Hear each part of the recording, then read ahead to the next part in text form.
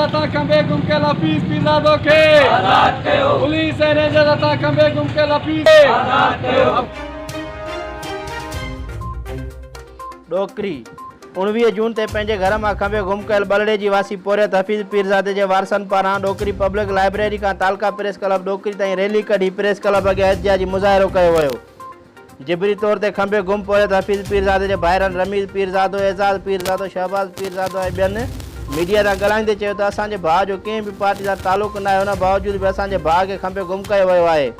अगरि असांजे भाउ जो को गुनाह या मथां को केस दाख़िल आहे त उन खे अदालत में आंदो वञे। हुननि वधीक मीडिया सां ॻाल्हाईंदे चयो त असां chief of Pakistan army, DG Rangers, IG Sindh ऐं समूरी इंसानी हक़नि जी तंज़ीमुनि खां मुतालबो था कयूं त हफ़ीज़ पीरज़ादे जी आज़ादी लाइ असांजो भरपूर साथ ॾिनो वञे।